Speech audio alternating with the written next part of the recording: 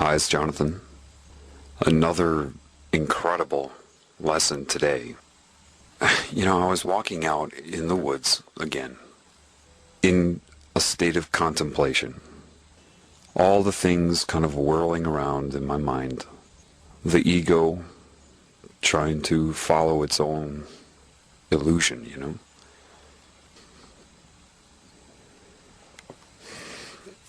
I was walking and I was thinking about, well, what is this then? How do you overcome all of the challenges here? And then it infused into me what is occurring with me metaphorically. It said, your personality as it is right now can't really help anybody. It thinks it can, but it can't. You see, whenever I have been in a state of dialogue or interaction, spontaneous interaction that has affected people, it said, from its point of view, that was me.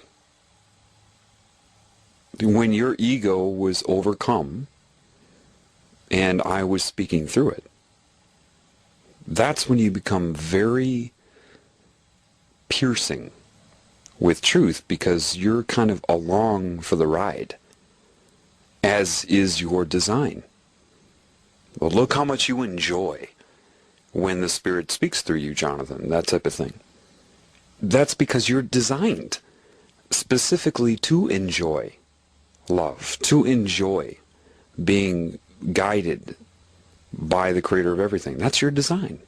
That's why nothing gives you more pleasure than when something like that happens. For example, I recently took a trip through the Bible Belt, and I'll describe what happened on that trip later. But I found myself down in Florida.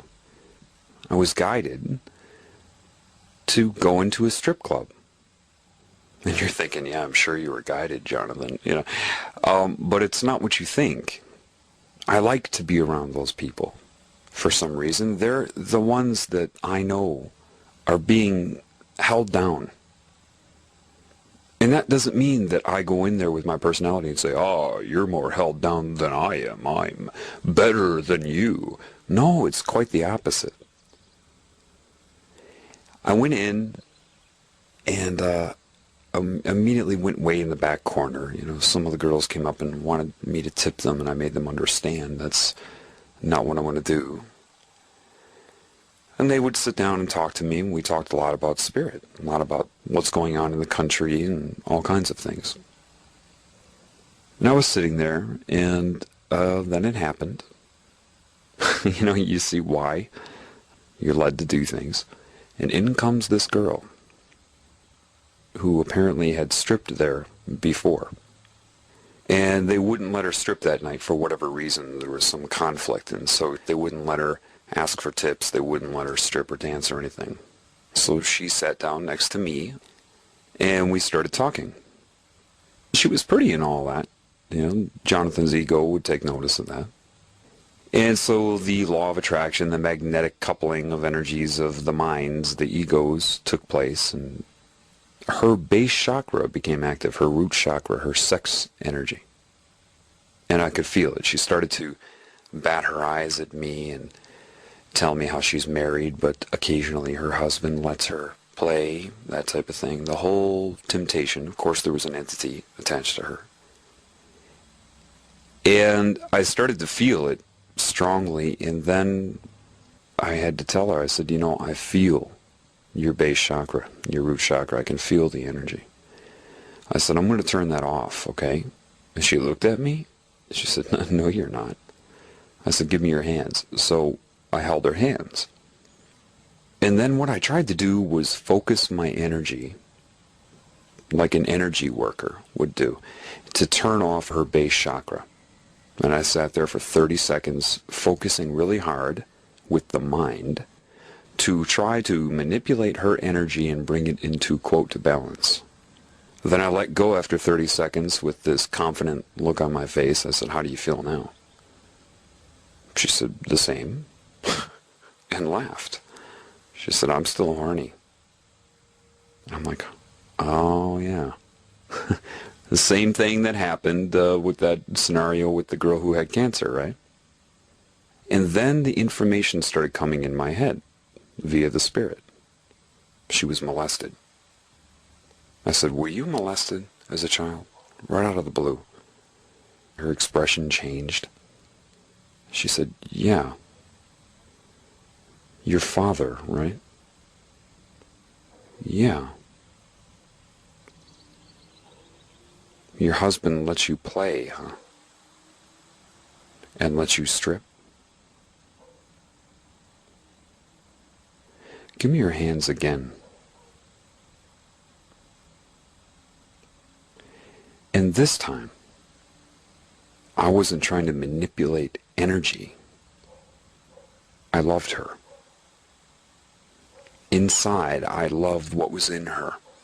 It wasn't her fault. The whole thing isn't her fault. The fact that she's a stripper there, under the control of entities, magnetically coupled to an abusive husband, a using husband, it's not her fault. And I loved the spirit in her. Suddenly, she let go of my hands, gasped, and said, oh my God, that worked. She got off her stool, walked about 5 feet, collapsed, fell against the wall. She had to sit there for a moment. What happened? She was possessed by an entity. And I started loving her spirit to the point, like jump-starting a car, that it started to rise inside of her and challenge the entity's control, which created that visceral, that somatic symptom of dizziness and illness, a really challenging feeling inside of her own mind. She came back to the stool and had a different point of view. And then I explained to her. And she was under the command of love at that point, as was I. It wasn't Jonathan's mind explaining life to her, because Jonathan's mind doesn't know anything. Jonathan's mind experiences these things. And at the end of that, I just said, you're loved. And I know the Spirit will take it from there. Because I loved her. And love sustains. And I will continue to do so. I don't have to be in her presence. See, people think prayer, they've been manipulated by this pagan religion system. To think that prayer means you have to sit there and mouth words in your head, to think of linear language in your mind. That's not what prayer is. Prayer. God already knows what you need. The Spirit already knows what you need. It isn't about you having to define it for the Spirit. It already knows. So there's only one thing you can do. Love the creative Spirit. I was taught that today in the woods with, it explained what's happening to me. You know the concept that mind control agents use? They talk about creating altars in your mind. It said that's kind of what's happening to me. The Spirit has created an altar of Jonathan that is untouchable. And when it flips forward, it has the command of the Spirit. But it's not an altar like mind control in that it's separate from other parts of me, that when it comes forward and goes back that I forget all about it. No, this one is wired into every altar of Jonathan, every part of Jonathan.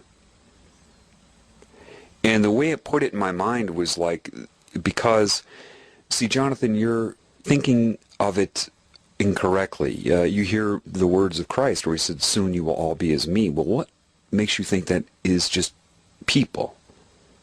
If there are many yous, many versions of your personality, like everybody, inside your own head, then if you are now penetrated by Spirit, then all of your individual altars and say soon they will all be as me.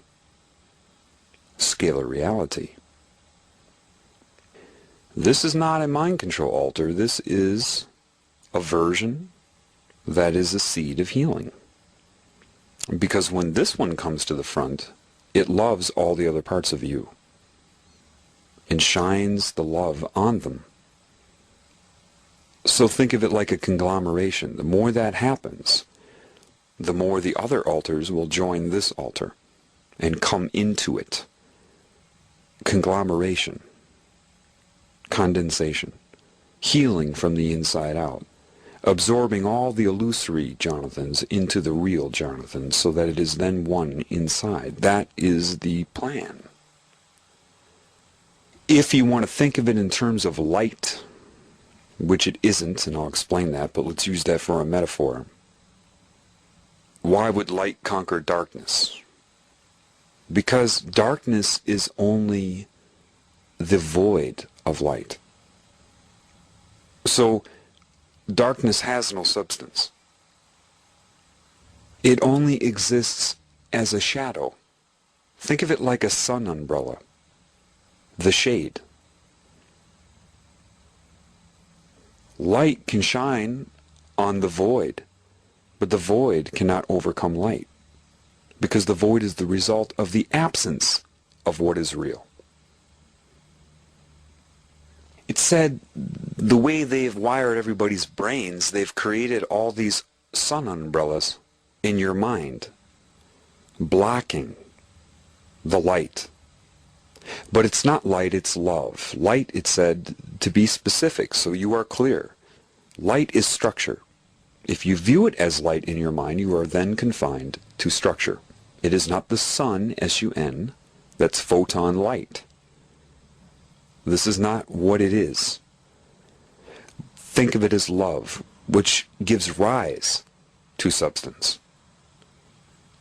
And when they manipulate your mind and create guilt and doubt and shame and fear, those are like umbrellas to the love of spirit.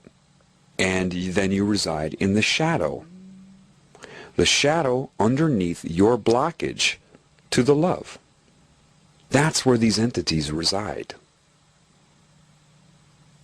Because they're fearful of love, they create these things in your mind and hang on to those. So whatever you hate in yourself, that's under that umbrella, the veil, where the light is not shining. And it said this is just another way of explaining the same thing I explained to you with the keys to God thing that I talked about in The Healing Begins Now. Going back and loving parts of you that you've been in fear of, or things that you hate about yourself or that are guilty or shameful, because those are all in the darkness. Those are all in the shadow. So you have to get to a point where you cast no shadow. Not a light shadow, a love shadow. And it was very interesting.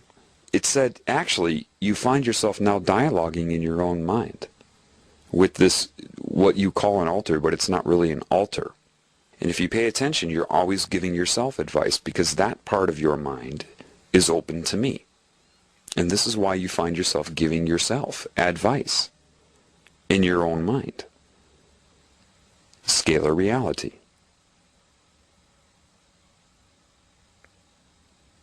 So that was put in my mind, and then I was shown without words.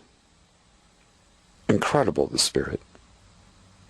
So I'm walking down the trail, and then there they are, a few deer in the field. I'm used to deer accepting my presence and everything. Now this time it was a little different. It was quite overwhelming, actually. I went and then I saw these deer. And so what I did is I sat down. I just sat down cross-legged on the path and was being with them. And my will was on them. But this time, from out of nowhere it seemed, all of these deer, like 10 deer, some big deer, come out of nowhere and all just come right up to me. And they were kind of antsy, stomping their feet, and challenging me. Looking right at me. And I was kind of outnumbered, okay? I mean, and I sat there, and in that moment I tried to love them. And then the Spirit spoke to me. Jonathan, you're trying to love them. That's not love. What are you going to do in this situation? Remember your lesson. Focus on me. Don't focus on them. Focus on me. So I shut my eyes and bowed my head down and trusted God. And I just focused on the love of the Spirit. And then it put in my head, don't think of how they perceive you. Know thyself. What are you? Focus on me. Look here. Think here. Love here. Beeline for me. As I am everything. Look, Jonathan, what are you? I'm love. Whatever happens, happens. You got to let go of that. They could charge you right now. Don't you move. You love me. If you die right now, then you die right now. You stay focused on me. And I started loving the Spirit. As me, as the real me, as how I was when I was a child. Not trying to love, not trying to overcome the deer with love, like some sort of superior being to them. Just the innocent love. And I trusted it. I shut my eyes. And then I opened them. And then they all let me know that they accept my presence now. I humbled myself before them by loving the Spirit. And then I acknowledged them. And they understood what I was going through. And then I hung out with these deer for a while. They kind of spread apart on either side of me on the trail that I was on. And the male deer being mindful and then kind of moving away and trusting me around its babies, you know. And they're there and they're acknowledging me and I'm real close, you know. And I stood up and I let them know I'm going to stand up now. And I waited for them to pick up on that imagery and then I stood up. And then my ego took over again, and then it stopped me. You're trying to love them, Jonathan. Look at you. You're trying to love them. You're trying to affect the outcome based upon what the ego is hoping for, which is an illusion. It's going backwards. Focus on me. Remove the umbrella. And every time I did that, all the deer, their heads pop up, look at me, and nod. Every time. Every time I moved into the love of Spirit. And there I was.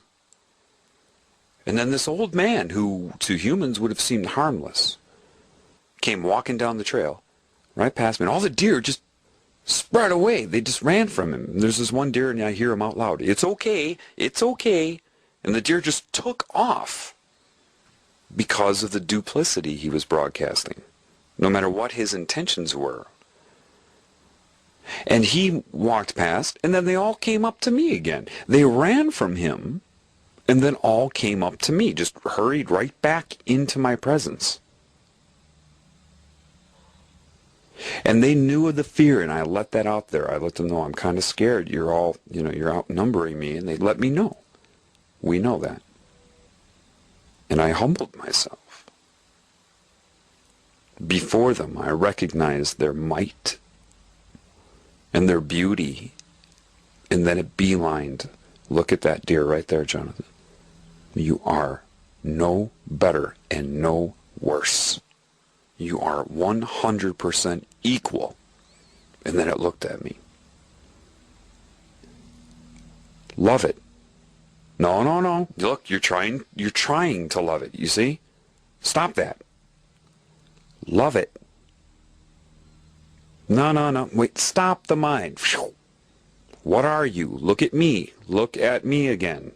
Remove the umbrella. What are you? Now you see. There you go. Your love.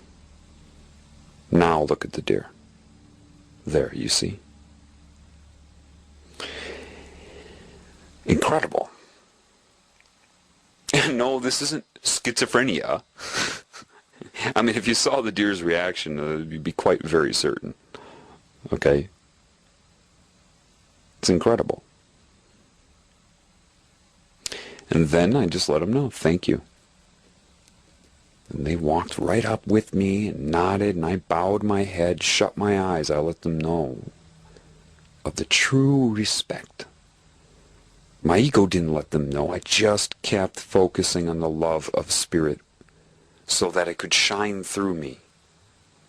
And then I knew to respect them. They don't need to look at me. They don't need to come up and let me pet them. They are equal. Therefore, whatever they want to do is their right. It's amazing. It's that you've got to remove the blinders, the umbrellas to the love. So there's a part in you that is pure, as in everybody. And that's swelling now. It's absorbing the parts that are not real into itself. You're healing from the inside out. Soon you will become as me, says a part of Jonathan's mind to all the other parts of Jonathan's mind. And then in the next scale up.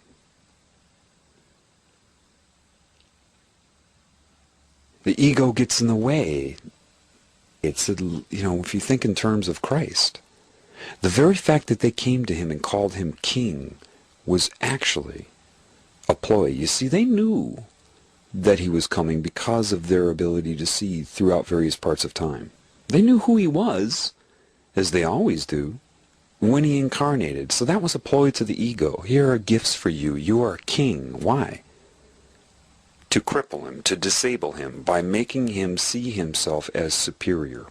All these stories of master and all of that, it's bull. See, when Christ said they will use my teachings to promote paganism, this is exactly what he was talking about. The story you're told about Christ just mirrors the story of Nimrod and Isis and Tammuz. That's not the truth. That was their attempt to manipulate him, and he overcame that because of the Spirit. Are you the King of Jews? You say I am. That's the most potent line that proves his connection to Spirit to me in the whole Bible. Are you the king? You say I am. In other words, that's your sickness. This is why he would wash the feet of, quote, his disciples. He knew. This whole idea of anointing him and calling him the Christ was not his idea, as he came down to prove the equality, the love. That was their paganism. That was their attack on his mind. You all think that evil comes to you, I guess, with some sort of sign that says, hello, we're evil. No, evil is on either side of the truth. It will entice you. It will build up your ego, fluff it up, or try to hurt you. There are many ways to do it. They tried to make him feel superior, catered to his ego, and he overcame that. That's what I get from it, and that's the guidance I get from the Spirit. It said, look, every time your ego gets in the way, what happens? What happens?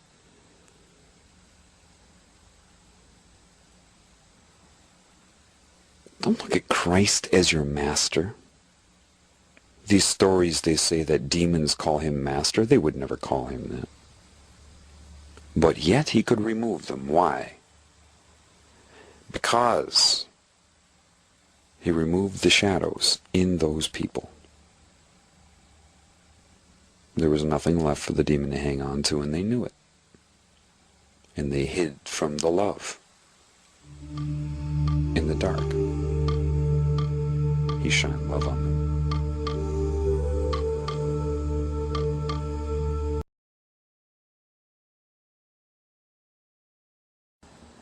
I have something very serious to say to you. You need to understand the nature of Satan. Simultaneous Satan. This consciousness, this control. I understand that people cannot understand. And so trying to make them understand is useless. As far as the dynamics of it, this is where you're going to have to extend faith into what I'm telling you. It's like a quarterback throwing a pass to where the receiver will be. If a receiver goes out running in an offensive play for football, if the quarterback throws the football to where the receiver is when he throws it, he'll throw it behind the receiver. In other words, everybody has a belief that Satan is only in the interaction, in the moment. Satan is not that stupid. It coordinates your reality. How? Because you are creating your reality. Therefore, in your mind, and any mind that it can see and foresee that you will come into contact with, it will coordinate all of it. Satan's synchronicity. And I know you can't see that. I'm aware of that. This is why you cannot try to schedule any gathering for people to love the Spirit. Has got to be spontaneous. Do not let one hand know what the other one is doing. It has to be spontaneous, because otherwise it will be hijacked. The other day I was in a conference with, 4 or 5 people, and it was incredible. The exchange of love was incredible because it was all spontaneous. Then I observed the minds of all of those people to be hijacked.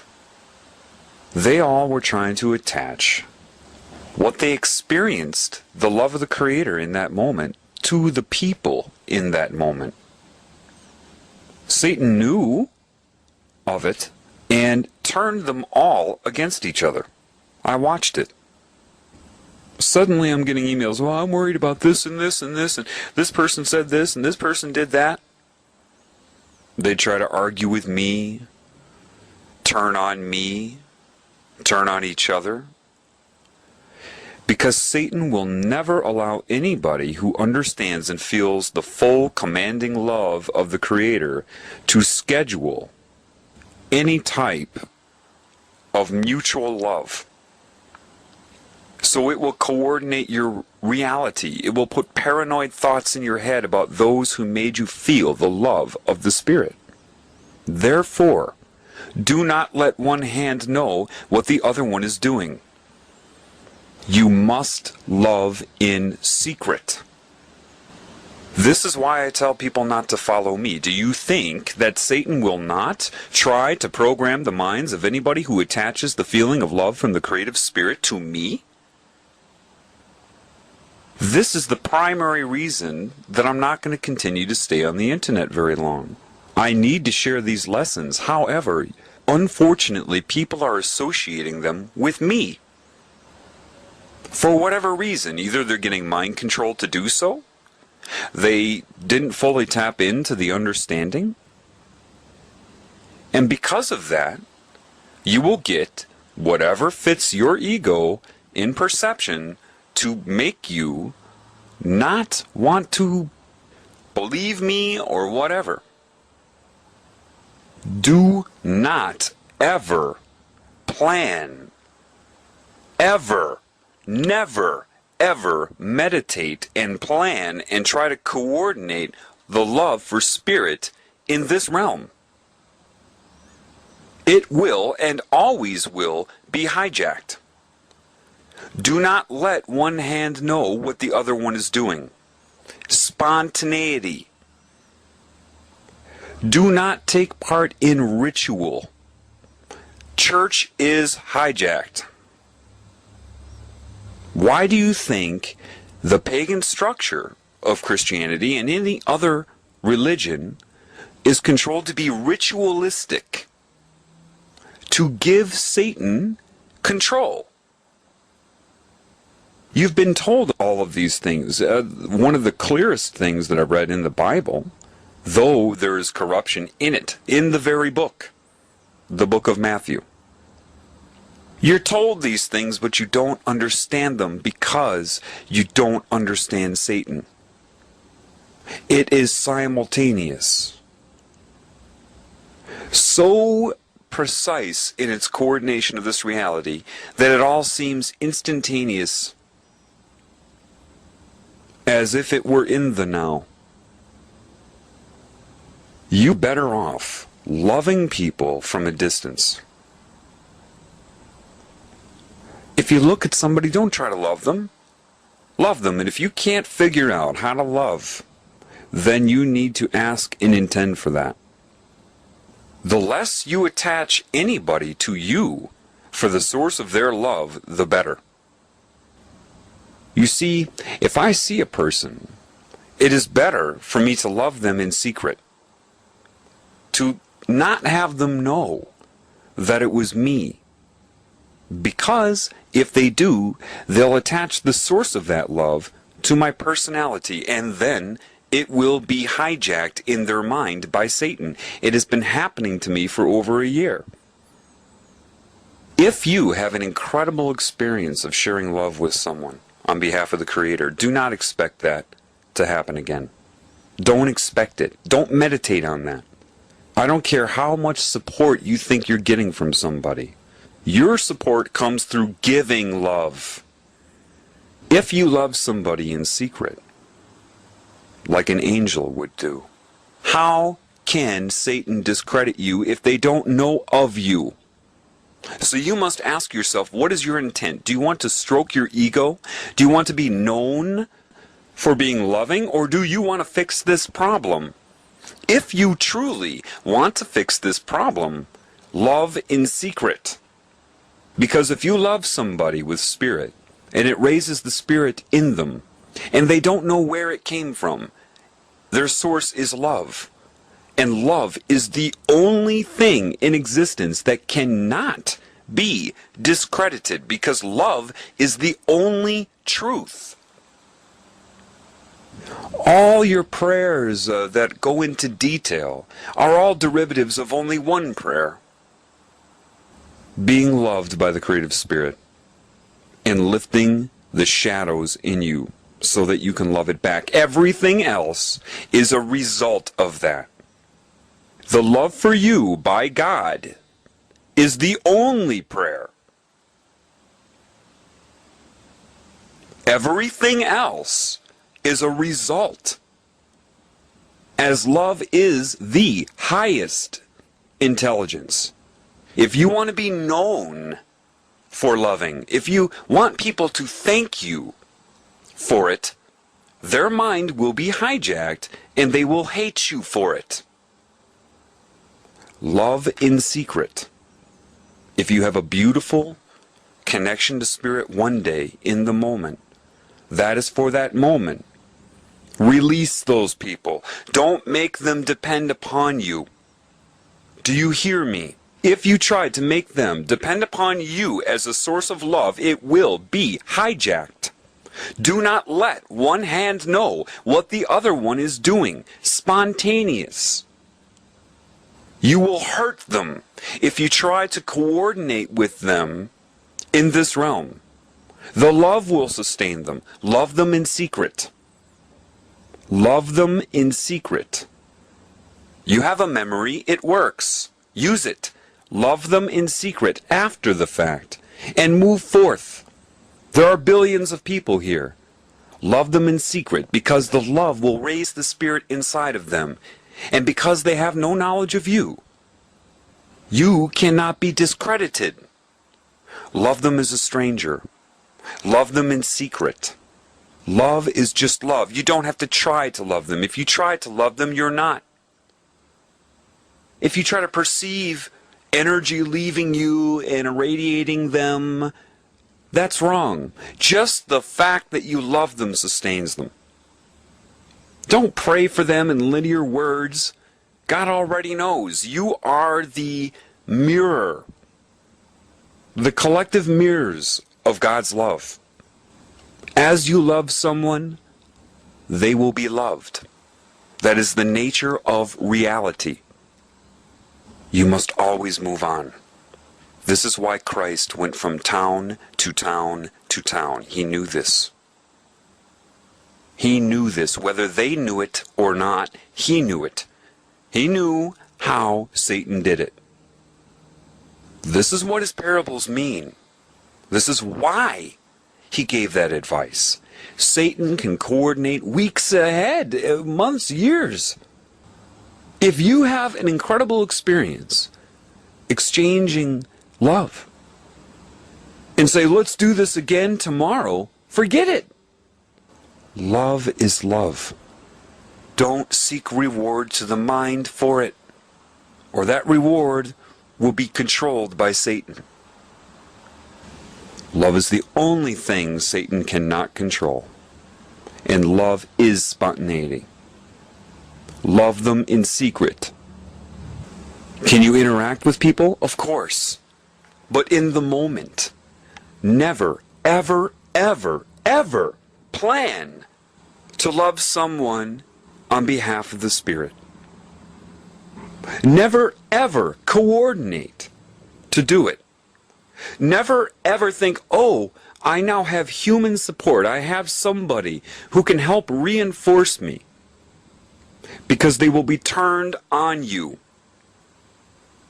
They will suddenly have fears about you, or something will happen to make them doubt you. Satan can coordinate the entire reality. It can make many people do things in coordination to screw something up for you, without even thinking about it. It's not even a task to Satan. The only way you can jumpstart these dead car batteries is how I'm telling you. If you jumpstart them one day and plan to do it again based upon a relationship, based upon this fraudulent, illusory thing you call your personality and ego, it will be controlled. And then you will nullify everything you accomplished. Love them in secret. The reason you would hear something like, don't pray with mindless mouthing of words, is because your mind is not as advanced as love. Whatever your mind thinks it wants or thinks is just will be wrong. No matter how right you think it is, love knows what is right. Therefore, the only prayer you can have would be the love of God, the love of Spirit. It will do what it needs to do if you're open to it. It needs you to be open to it in this realm. Let it do it. Don't be a kindergartner trying to tell a college professor how to do things. Your prayer is the love of God and to love God. Open up to that and let God do it through you. The very moment that your mind says, I want it to do this or want it to that, you close the door on God.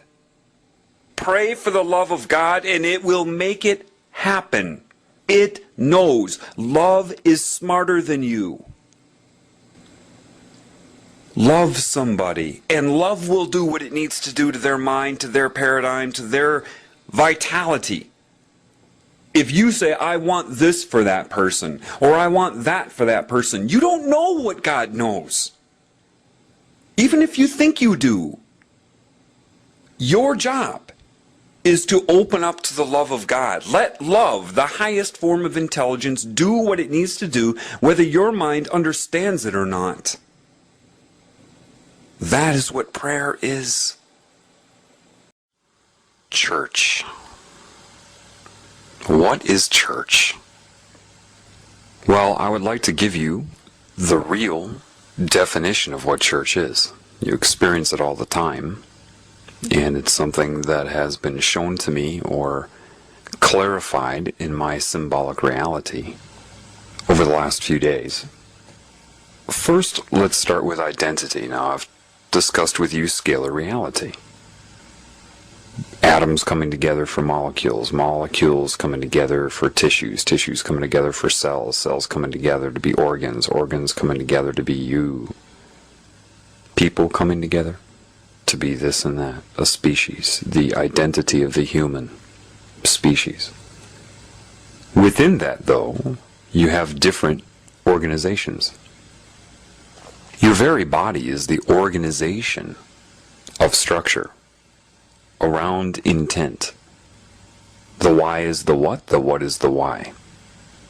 You could take a magnet and put it under a piece of paper and pour metal shavings onto the piece of paper, and it will organize themselves around the magnetic field. You can have a dust storm on a baseball diamond, and sometimes you see this little mini tornado form with the granules of sand being organized around the force of the air molecules. Right? Everything is an expression. Your whole reality is the symbolic. Somebody once told me, when I had a little group discussion going once, because of what they felt, they quoted something in the Bible. I haven't read much of the Bible, so I don't know a lot of the quotes. I love it when people pose parables to me and ask me what they mean, but that doesn't mean that I've memorized them. But one person said that apparently Christ said that whenever two or more people come together in my name, I will be there. Let me explain to you why that would be. First of all, forget about the name. You probably don't know the real name. So if you're going to love anybody that would do that for you, stand up for what is right. Just the whole idea, just love the expression of it, the intent of it, as the being that intended for that loved his intention. It's the expression of love, of truth. Let that be why you would come together. However, what that would mean is if two or more people come together where that is the why, the organization that they have, whether it be 5 minutes, 5 hours, or 5 years, its identity will be the why. The what will be the why. If 3 people come together in a moment for a common reason, then the identity of the group is just the organization of people around the identity, around the why. The very same reason your cells are organized around the why. It's one and the same. It's like a chemistry formula where they have arrows going both ways. Structure and energy. The arrows going between the two. Energy, structure, structure, energy. Why, what, why. The why can change in a group. Coming together isn't necessarily church. You can come together for hateful reasons, to have malicious intent. That's not church. People come together all the time and have an identity that dictates their interaction. Whenever people interact, that's a thought on a scale higher than them. They're components of it. Just like atoms can be individual or they can covalently bond to one another. This is the nature of life here. What is church then? The infusion of spirit. You hear people say, "Can you feel me?" I could feel it. That's the difference. It's more than emotion. You feel it. If 2 people get on the same resonance of spirit and love, the author to life, the author of creation itself, what happens is you're taken to a different state. When this happens, like what happened in the group that the guy said that in, is when people feel it, when they feel the spirit. The what, the organization of the people, become the why of spirit. And when that happens, ooh, you find yourself anxious, just waiting for someone to continue speaking. It's almost excruciating to wait for someone to finish speaking. It's not because you disagree with what they're saying or expressing, it's just because you're dying to express. You just need to express yourself. Because creation is expression. And when love is doing it, it's the birth of life itself. And so it's excruciating. People are biting their tongue waiting for one person to finish expression so they too can express. You feel it, and anybody that's been in that situation knows what I'm talking about. This would be why you would have the evolution of song in the form of a chorus, because it allows for all of you to play an equal role and express simultaneously. Because you're all now part of this identity for however long it lasts. You are now expressive because the creative spirit is creative.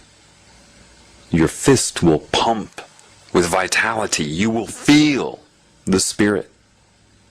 And so song, chorus, would be synergistic expression where all have the opportunity to be a component to the larger identity. This can happen in your own body. You are an organization of consciousness. When you add the missing link, the spirit, you feel the organization in your own body. That's the healing, by the way. That's what changes your genetic code. And you become creative.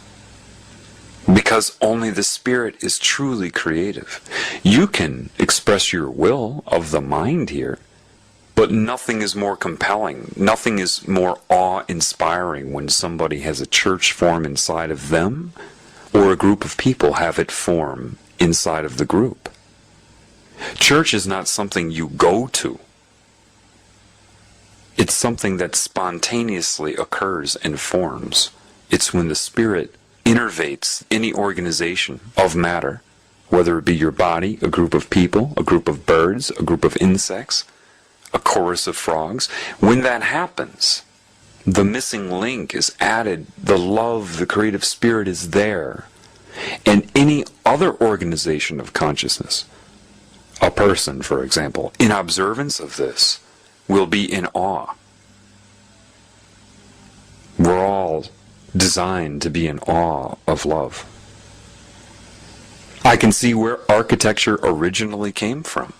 Somebody that had this inside of them, it's only natural that you want to create. It's not to, give a gift to score points with some deity. No. You're alive. You want to create. What has happened is that true architecture, which is the spontaneous church forming inside of you, the creative essence of the spirit creating, has been turned into the technical schematics of what is supposedly what a deity wants, following guidelines of sacred geometry. It has become robotic, mechanical, ritualistic, a cheap copy of the original awe-inspiring creation from any group or person innervated by the spirit to make the identity of the group or person be the spirit. You see, this is why sometimes somebody commanded by spirit will speak in the first person, like Christ would have. I am the Alpha and the Omega. In that time, I'm quite certain the organization of his cells and his mind was what I'm talking about here. The why was the what was the why, the spirit innervated it, and now his organization, the organization of his mind, was now commanded by spirit. His identity was the spirit, therefore speaking in first person would have been appropriate, yet misunderstood by anybody that didn't know what this was, that was blind to what occurs around them. The blind would accuse him of claiming to be God, when the truth was, in those moments, he was. The truth is, you see this in the animal kingdom. The spirit shows up. It cannot be an expression of the ego. When this happens, it's when the ego and the structure of the body and everything is organized around the love of spirit. This bursting into song, why Why do they say bursting into song? Because the creative spirit is a burst. It is a burst of awe, a burst of incredible, explosive, creative love expression. This is love. Instead, they've turned this into written down lyrics and notes, where people try out for the chorus and sit around and practice. That has become mechanical, robotic, dead. Raising the dead means nothing more than reorganizing the dead around the love of spirit. Reorganizing consciousness around the creative spirit. It means nothing more than that. People go to church ritualistically. Spirit is explosive and spontaneous. It erupts with love and expression and originality.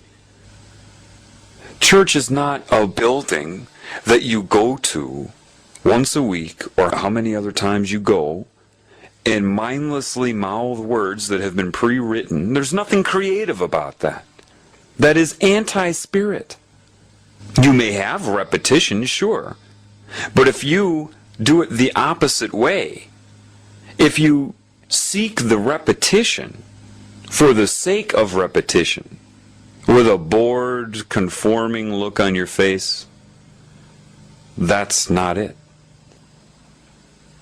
The formulation of an inner city gospel, where you've got black people that just explode into song, they knew.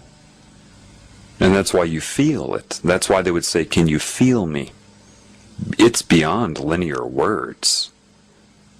You can sing the same note with a dead, unorganized consciousness in isolation and sing the same note being innervated and commanded by a spirit. You will feel the difference. The spirit embeds itself upon any expression.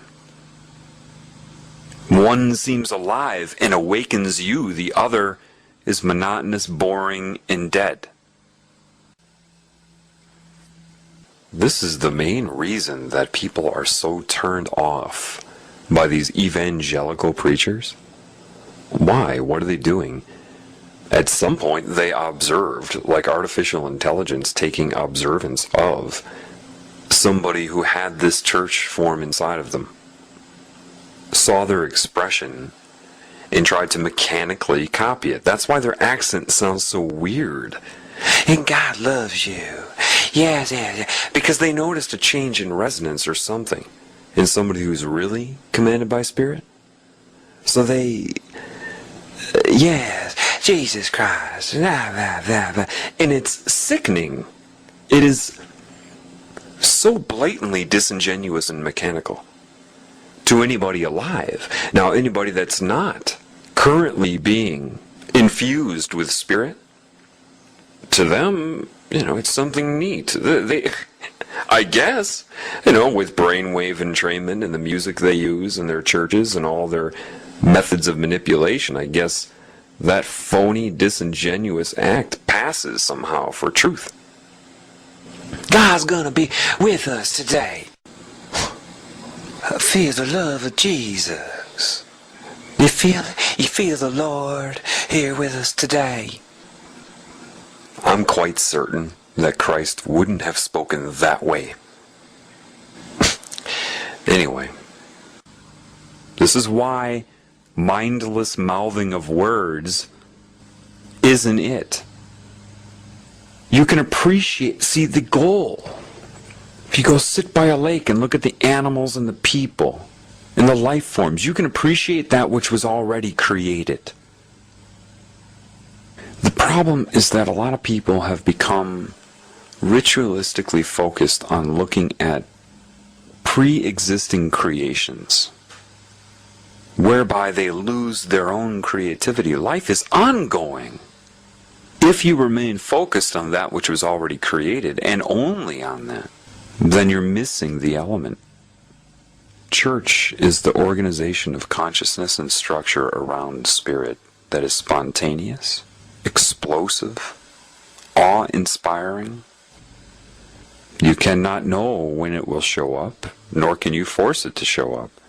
The ego has no control over love, and it's only resisting itself when it tries to do so. If you intend for love of spirit, that which loves all of you in everything that you see, regardless of its current state of existence, because it doesn't matter how warped somebody's mind is, if it's innervated by spirit, it will be organized around spirit. They will take great joy in their very existence when that happens. Therefore, what is heaven? Heaven is when there is pure beauty inside of you because of the organization of you in command around spirit, so that that which you perceive to be outside of you has the same beauty, the same awe. Life that you see symbolically is just a template. Instead of trying to control your experience, let yourself know the experience occurs anyway, so it is really what you take from it. When you are innervated by spirit, what you take from it is awe. When you're following your own ego into a fortress of isolation, you're running from pain and chasing pleasure. One is alive, one is consciously dead. So what's the difference between life and death? If consciousness is eternal, being conscious doesn't necessarily mean you are alive. To be alive is to be expressive and creative, and in utter appreciation of all the creations around you and the elements around you. The recognition of when churches form and other life forms around you. Your ability to be in awe of it when it's external to you and within you. Life is when you are organized around the love of spirit. That identity, church.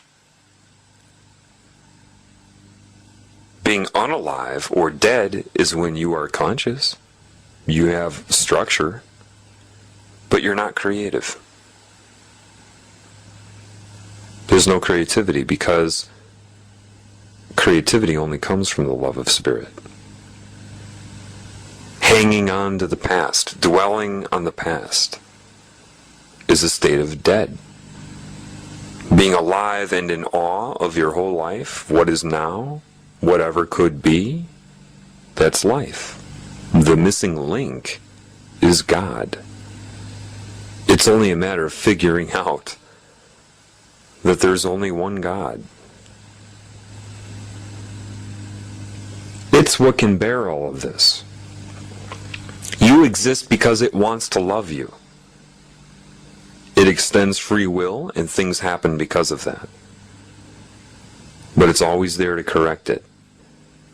All you have to do is intend for it. Your whole reality will be coordinated around you.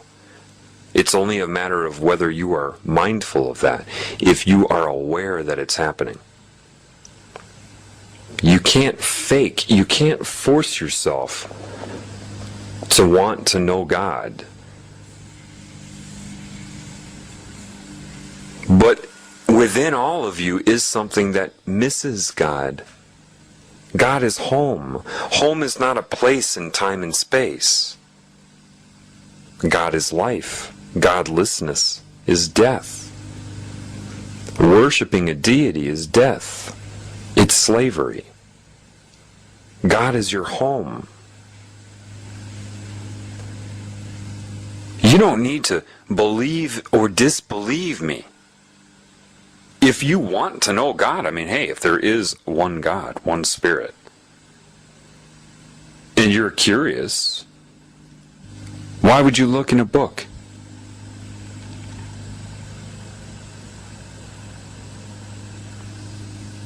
In your life, perhaps maybe you've played around with what I told you in phase 3 now, and you might begin to observe something. That lesson was intentional. Whatever you're worried about, you ever notice how that manifests in cues back to you from life? Whatever you hope for, whatever you want, your mind ripples out there, and life responds to your mind as well. And that will be conflicting. However, when spirit innervates you, it's completely different. Your mind may be projecting out there, and you're getting a reflection of your projection from other consciousness. But if your mind is open to knowing spirit, your spirit will ripple out there, and it will take priority. It's only a matter of your mind being open to it. That's it. If you know you're being taught, and every single one of you will be taught right now, it's always ready. It is only a matter of whether you are ready. If you want God to repair you, that doesn't mean that you need to know what's wrong with you. It will begin to show you with your reality. Listen to the songs that seem to play when you come into this establishment or that establishment. What billboards happen to catch your eye in any given moment as opposed to other ones? What are people saying around you? Remember, this is a template of existence. It is the world of the symbolic. The Spirit will begin teaching you right now. It always has been, but if your ego is in denial of it, you ignore it. You're ignorant of it. You follow your ego, your mind, in this endless labyrinth of insanity. When Spirit commands your mind and creates that church within you, and you're not under control when that happens, that's when you feel alive. The what is the why is the what. Your questions lie down and take a nap as you are alive in observance of God. You know as you sit what you think is by yourself and alone and maybe lonely. When you open up the innervation of the Spirit into your reality, you're not alone. It lets you know that with great certainty. You're not alone. And when you know that, you can bear being conscious. It loves you. The show Andy Griffith is kind of a story of spirit. With Barney Fife, Andy would metaphorically be the spirit, right? And Barney Fife is a polarized, ego-driven person who suffers from extreme negativity and extreme elated positivity. Creates a role for himself that's elated and overly positive. Andy is the spirit and laughs at that and allows that, but tries to bring him back into balance and always makes him feel like he has value. Never wants to embarrass him. Lets him think that he's done something that he hasn't done. And there are things that he has done as well, and gets the same acknowledgement for it. The protection of his own self-esteem. I feel like Barney Fife sometimes. I know that sometimes my positive ego becomes elated in my life, and I think I'm accomplishing things that I'm not, and the Spirit just lets that go, of course. It has no desire to embarrass me.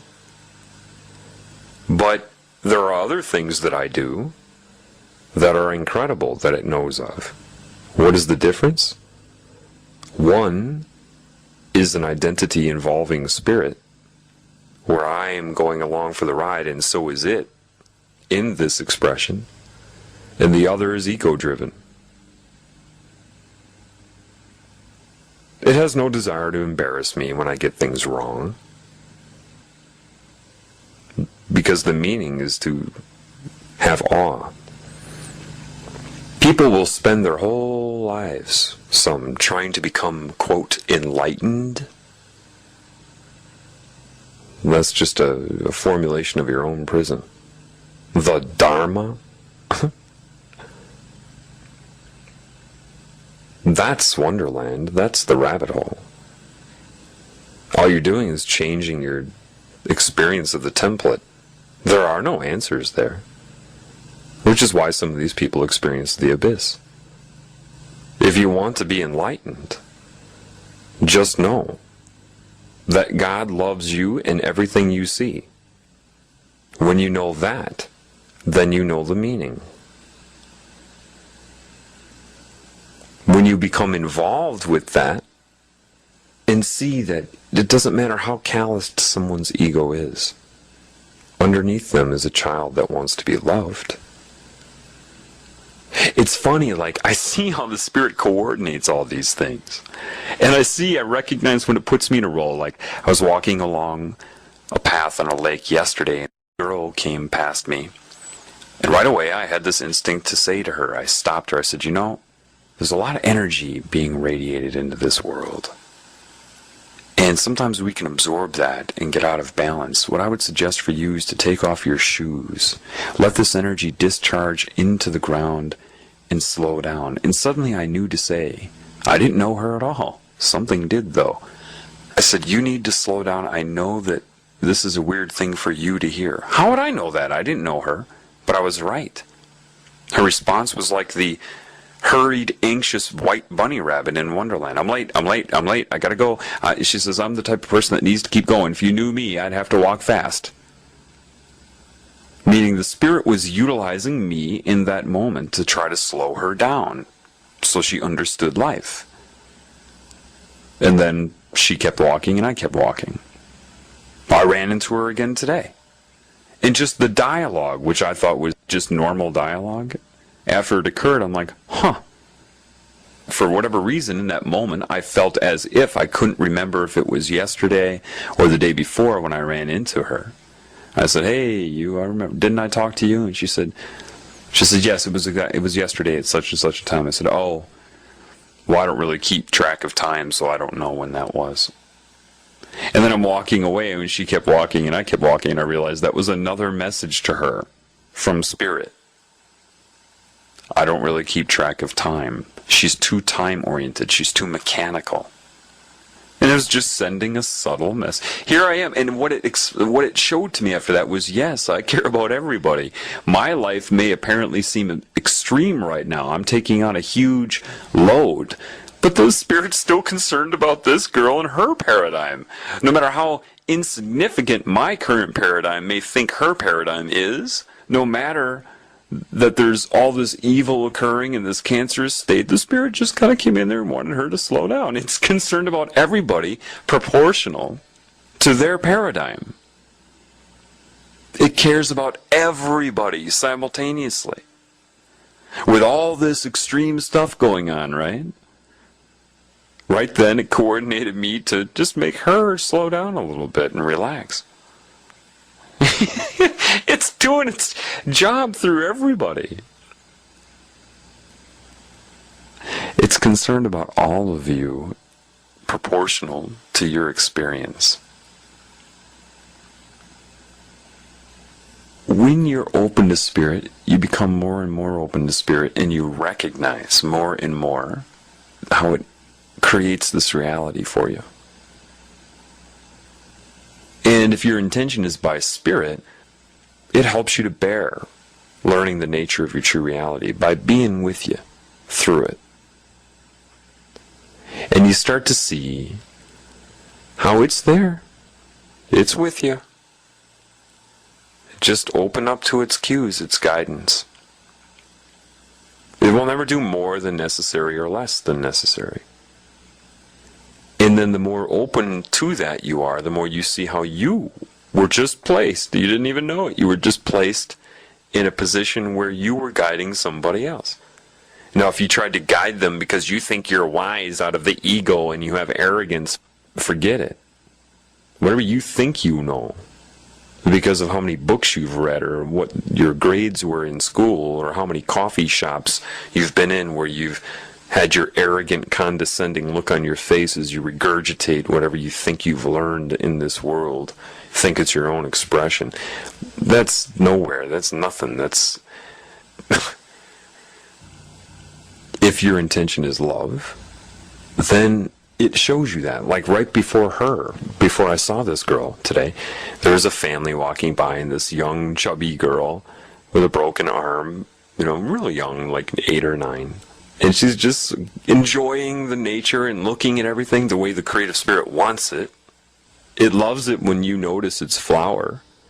The cancer is when you cut a flower for your own greed, and now it only has a short time to live when really being out in nature for all beings to appreciate it was its design. Now you take away its roots. That's... Anyway, she's experiencing it. And so I said, hi. And she said, hi. You know, quick to say hi. The Spirit puts in my mind, strong in her. See? And then comes this other girl who's locked into her paradigm of hurrying through everything, a calloused personality. She was awkward saying hi. She didn't know how to communicate anymore. She's the, quote, adult with, quote, wisdom, because she fits into the, quote, system very well. And she was awkward in recognizing my love intention. And the Spirit made me take a look at that, not to insult her, but to see it as a disorder. Then I was walking down a trail and there was somebody probably volunteering to push around in a wheelchair somebody who was handicapped. And she's talking on her cell phone while she's pushing this girl. I could see the detachment. And I walked up and I said, oh, okay, fine, I'll push her while you're on the phone. And then she pushes me away, this girl. Completely detached from the girl in the wheelchair. And the girl in the wheelchair couldn't speak. She looked at me and she recognized right away. She went, ah, you know, as if to say she knew that I loved her and understood her. And here's this other girl thinking that she's doing the right thing by blocking my access to this other girl. Completely oblivious to who she just pushed away. And the handicapped girl knew it. And I just gave her a smile on it. I just whispered to her. She doesn't know what she's doing. I wanted to just push that girl out of the way. Take over as the volunteer. She was being mechanical and totally ignoring that girl. Just pushing her around. Doesn't understand her consciousness. So I just loved the girl in the wheelchair. And let her know. And I was, about maybe 800 feet ahead of them around the corner, and I realized the Spirit put in my mind, oh, I give special attention to them. You may perceive them as struggling, but notice a lot of them are happy. Remember, reality is only relative, and the only thing that matters is my love. No matter how unhappy you think they are in comparison to you, the truth is a lot of them are way more happy than the average person because of my love. I heard that girl yell out, ah, and I knew.